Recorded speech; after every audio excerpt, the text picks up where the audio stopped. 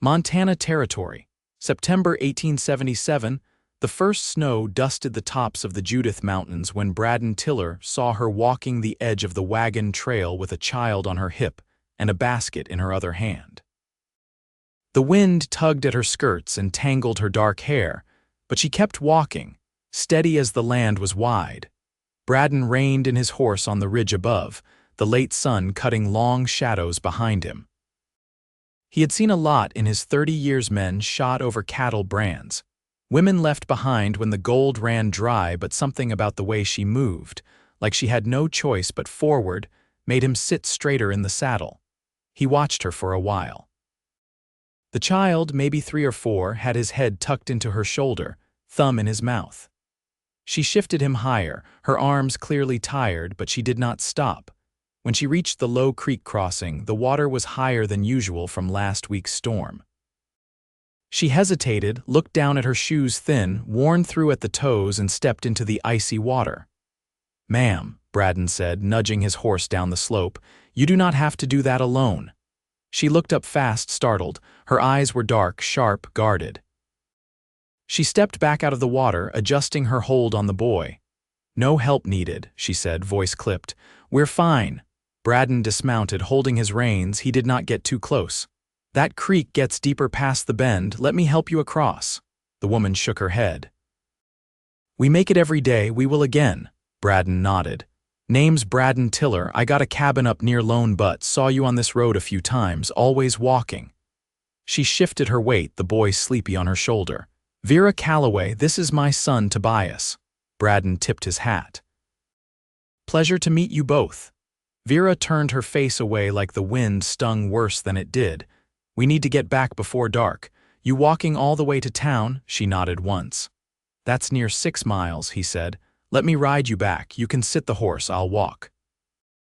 "I got an extra blanket in the saddlebag." She studied him, long enough that most men would have looked away. "I do not take handouts." Braden looked her straight in the eye. "This ain't charity, it is neighborly." Tobias whimpered softly, his cheeks red from wind.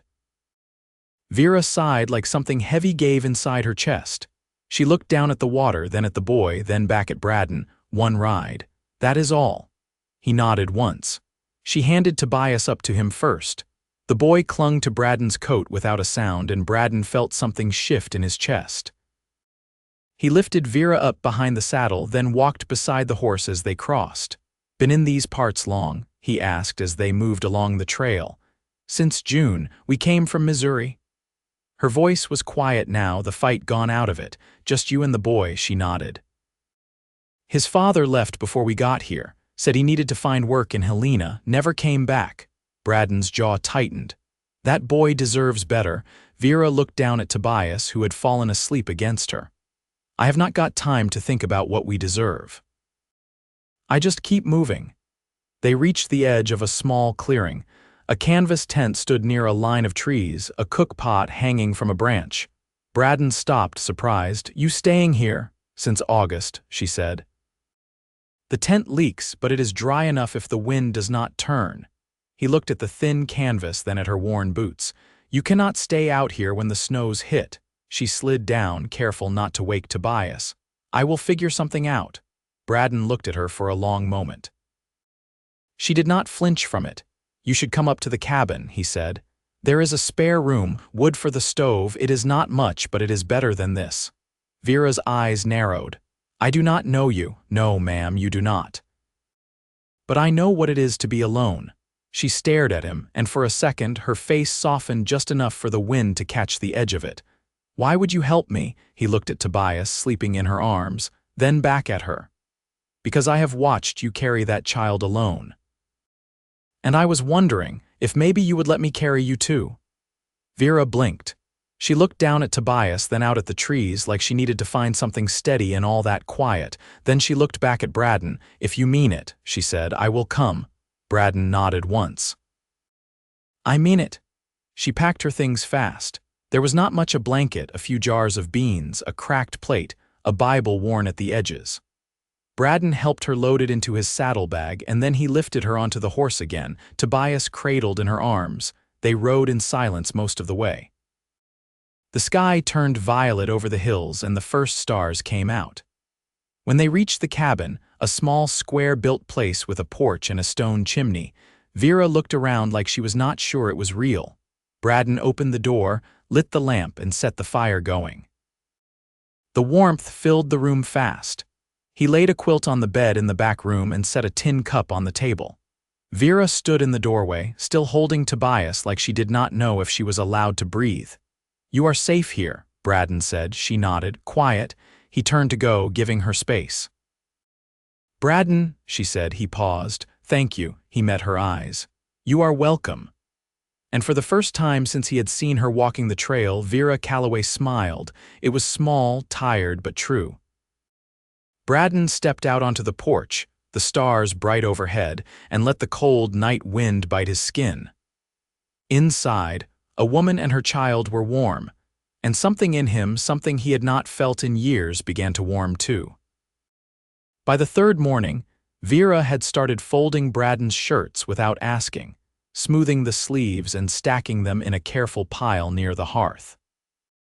She hadn't spoken much since arriving, beyond what was needed where flour was kept if there was salt, whether the stream froze solid come December. Braden stepped into the cabin with his arms full of split wood, boots leaving a trail of snowmelt on the floorboards. He set the stack near the stove, watching as Vera stirred cornmeal in a battered tin pot. Tobias perched on a stool beside her, legs swinging. "You don't have to do that," Braden said, nodding toward the shirts. "I know," she said without looking up. Tobias scraped the edge of a wooden spoon along the rim of the bowl, eyes following the motion like it was the most important thing in the world. "He slept through the night," Vera said after a moment. "First time in a while." Braden nodded, crouching to feed the fire. "He's got a good bed now." "That helps." She didn't answer, but she poured the mush into a small tin plate for the boy, blowing across the top before handing it over. Tobias murmured something soft and contented, and Vera's hand lingered a second on his back before she turned again. Braden stood and stretched his shoulders. "I've got to ride out to the far pasture. One of the heifers is favoring her leg." Vera wiped her hands on her skirt. "You want help? You ever doctor cattle?" "No, but I know how to hold a lantern and I'm not afraid of dirt." Braden gave a quiet nod. "Dress warm, then."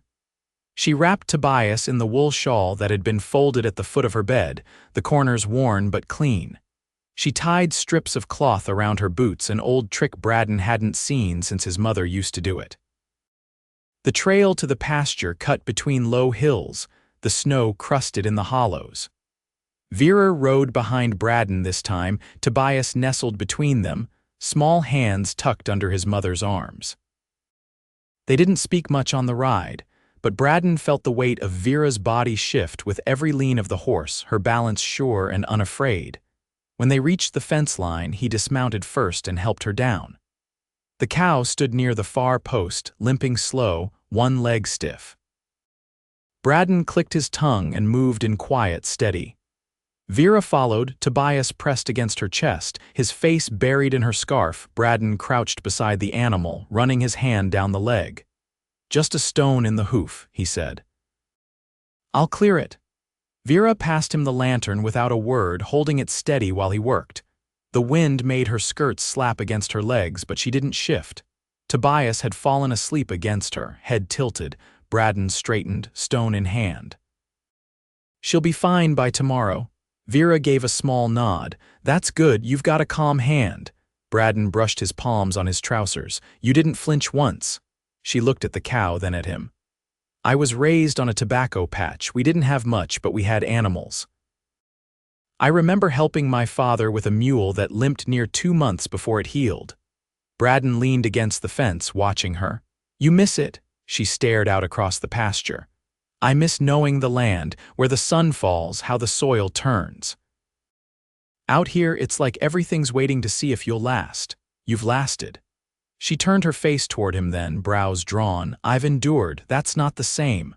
Braden didn't answer right away. The cow ambled off, favoring her leg less than before. The wind turned cold. "You ever think about staying?" he asked. "In Montana?" In one place, her gaze dropped to Tobias. I think about what he needs. I think about quiet mornings and a roof that doesn't leak. I think about not running anymore. Braden held her eyes. You don't have to run here. She didn't speak, but something flickered across her face, wary, unsure, but not shut off. I won't ask anything of you, he said. Not more than you're ready to give. Vera looked down at Tobias, then back at him. I don't like owing people. You don't owe me. I've heard that before, Braden nodded. Then don't believe me yet, just wait and see if I keep showing up. She looked at him for a long time, then she said, let's get back. He needs warming up. They rode back in silence, the sun starting to dip behind the hills. When they reached the cabin, Braden lifted Tobias from her arms and carried him inside, setting him gently in the bed without waking him. Vera stood in the doorway, watching. After a moment, she turned to Braden. He likes it here. Braden met her gaze. So do I. She didn't look away this time.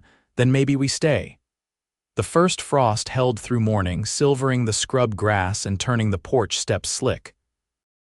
Vera stepped out with a pail in one hand, her shawl tight across her shoulders, and paused at the edge of the yard. Braden was by the shed, hammering a new hinge into the door. He looked up when he heard her boots on the wood. I'd like to do some washing today, she said. If there's a place I can spread things. He set the hammer down and walked over, wiping his hands on a rag. There's a line behind the barn, gets full sun once it clears that ridge. She nodded, eyes scanning the slope. Is the well deep? 20 feet. You'll need the rope winch handle stick sometimes in this weather. I'll manage, she said. Braden hesitated. You don't have to do all that today. I was planning to ride out to the pine stand, bring back a few rabbits. Could take Tobias with me if you want some quiet. Her mouth softened just slightly. He'd like that. Braden crouched inside the doorway a few minutes later, tying Tobias's boots while the boy blinked sleep from his eyes. When he straightened, Vera handed him a strip of cornbread wrapped in cloth. He'll get fussy when he's tired, she said. I've seen worse, Braden said, lifting Tobias up with practiced ease. By the time they were gone, the sun had crested the ridge and Vera stood alone beside the well. Sleeves rolled to her elbows, steam rising from the pail where she'd poured hot water from the stove kettle. She worked quietly, scrubbing shirts and trousers with lye soap, her hands red and raw by midday. Inside the cabin, she wrapped Tobias's extra clothes in a blanket and set them near the hearth to warm. Then she crossed to the shelf where Braden kept his books, 2 volumes of sermons, a trade ledger, and a worn diary with the name M. Tiller carved faintly into the leather. She didn't open it, just ran her fingers over the spine, then stepped away. When Braden returned with Tobias asleep across his shoulder and 2 rabbits tied to his saddle, he found her kneeling near the stove, feeding kindling into a low flame. He did fine, Braden said, setting the boy down on the bed. Asked more questions than I had answers for. He always does. Braden hung the rabbits on a hook near the door. He wanted to know why pheasants have feathers on their legs. I told him they just do. Vera stood and wiped her palms on her apron. He'll ask again tomorrow. Braden smiled faintly and stoked the fire. The cabin filled with the smell of smoke and pine sap. Later, when Tobias was tucked beneath the quilt and the wind rattled faintly at the shutters, Vera sat at the table, stitching a small tear in the lining of her shawl. Braden poured 2 tin cups of coffee and set one in front of her. You always sew at night? He asked. I remember things better when my hands are busy. Braden leaned against the edge of the table. What kind of things? She didn't look up. My mother's voice, the way she'd hum while she worked. The way my father used to sit with his boots unlaced and a Bible in his lap, even though he could barely read it. Braden sat across from her.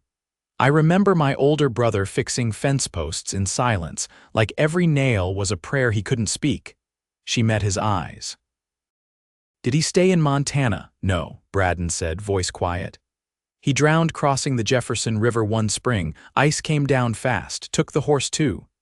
Vera's needle paused. I'm sorry, he nodded once. It was a long time ago, but I still hear him sometimes, in the way I hammer a rail. In the way I tie a knot. Vera set the mended shawl aside. I think we carry more than just memory, we carry how they moved, how they stood. They sat in silence, the fire creaking low in the stove. Braden looked toward the back room where Tobias slept. That boy's strong, not stubborn. Just sure. He's had to be, Vera said. Braden leaned forward, elbows on the table. You're not used to resting, I can't afford to be. Maybe not before, he said, but here you could if you let yourself. She folded her hands, fingers tightening. It's not that simple. I know it isn't, he said, but I've got room for the both of you, more than room. Vera stood and crossed to the stove, poured a little water into the basin to warm. She didn't speak for a long moment, then she turned, slow and measured. I don't need promises right now. Braden stood too, but didn't approach. I'm not offering promises, just something steadier than the road. She looked at him then, really looked, like she was weighing something she hadn't dared yet. Her voice was softer when she spoke again. I don't know how to stop holding my breath. You don't have to, Braden said, not all at once. She glanced toward the bedroom, then back at Braden. He needs a place to grow, not just survive. He's got it, Braden said, and so do you. Vera stepped forward, stopping a pace from him. Her hand brushed his arm, not by accident.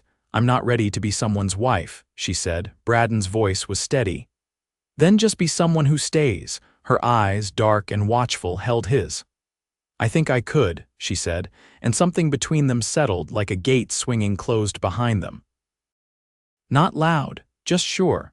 The November wind sharpened, dragging leaves across the yard in low, dry scrapes. Braden had added a second layer of chinking to the cabin walls, and Vera had lined the windows with flour sacks stitched into thick curtains, the seams taut against the cold. They were small things, but they made the place feel more like a home that had chosen them back. That morning, Braden found her kneeling by the hearth, laying out thin slices of dried apple on a sheet of muslin. Tobias sat nearby with a stub of charcoal and a square of birch bark, his tongue caught between his teeth as he drew what looked, vaguely, like a horse with too many legs. Braden crouched beside him. That one yours? Tobias nodded, not looking up. She runs faster than wind. Vera glanced over her shoulder. He's been saying she's real. Braden rested one hand on the boy's shoulder. Well, I'd believe him. When the apples were set to dry, Vera stood and brushed her hands on her skirt. I want to take him out to the ridge today. There's a stand of dogwood there, and it's still holding color.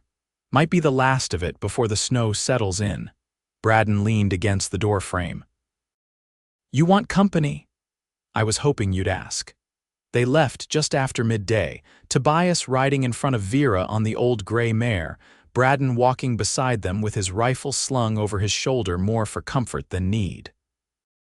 The trail wound narrow between pines, the air laced with the sharp scent of sap and old needles.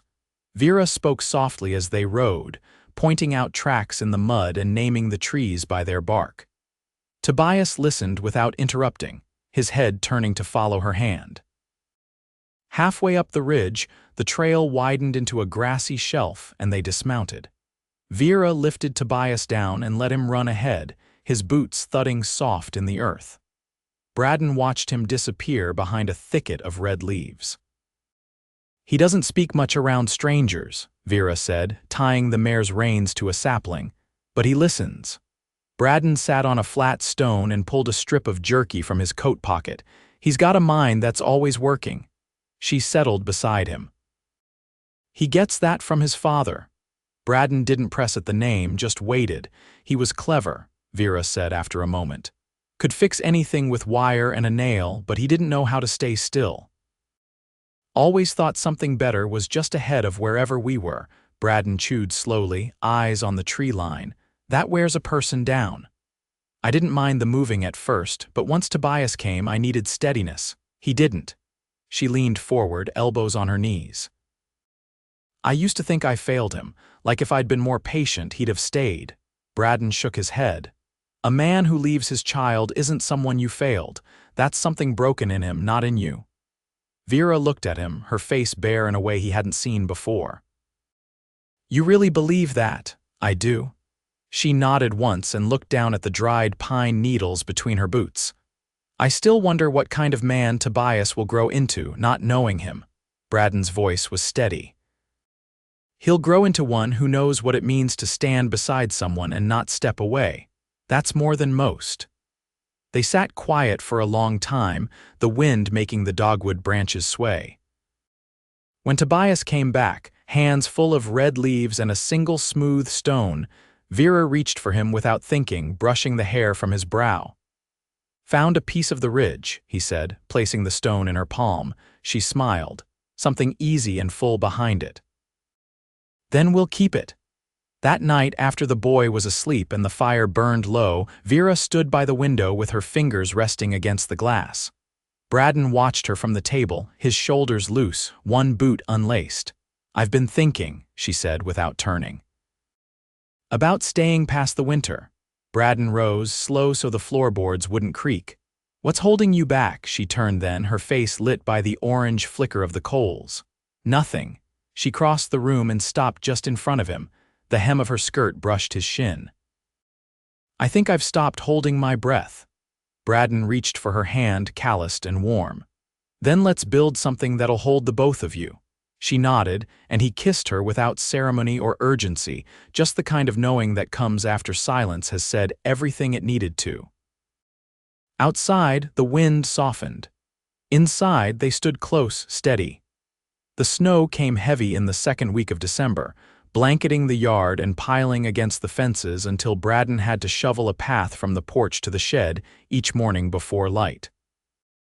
Vera kept the hearth going steady, rising before dawn to warm biscuits on the griddle while Tobias slept curled under the quilt. The cabin held heat now, not just from the stove but from the rhythm of shared lives, the weight of trust earned and kept. Braden brought in the last of the firewood near supper, boots caked in frost. He shook out his coat by the door, glancing toward the table where Vera was darning Tobias's mittens by lamplight. Her hair was pinned low, a few strands loose near her temple. "I passed by the edge of the north pasture," he said, setting his gloves on the bench.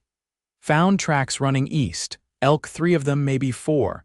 Vera tied off her thread and looked up. "Will they winter close if the cold holds steady?" "Could be good meat come January." She folded the mended wool and set it aside. "You thinking of going out after them?" "I was," he said, "but I'd rather have another set of hands along, someone who won't scare them off." "You want me to come?" Her brow lifted slightly.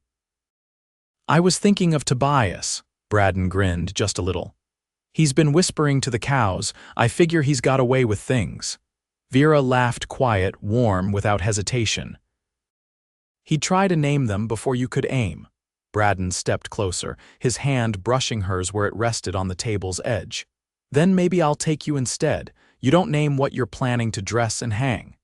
She turned her hand so their fingers aligned, her touch light. "You sure you want me in the woods with a rifle? I trust you." Her eyes searched his face for a long moment, then she nodded. "All right, after the next thaw." They stood close for a breath, then Vera moved to the window and pushed aside the curtain. Outside, moonlight spilled silver across the yard, the snow smooth and untouched. "I never imagined settling again," she said, voice low. "Not in a way that felt like mine." Braden joined her, their shoulders touching. "What changed?" "You didn't ask me to become someone I'm not." He turned toward her, slower than the quiet ticking of the clock above the mantel. "You're the strongest thing I've ever seen. I'd never ask you to be less than that." She looked up at him, then not guarded, not unsure, just present. "I want to build something here," she said.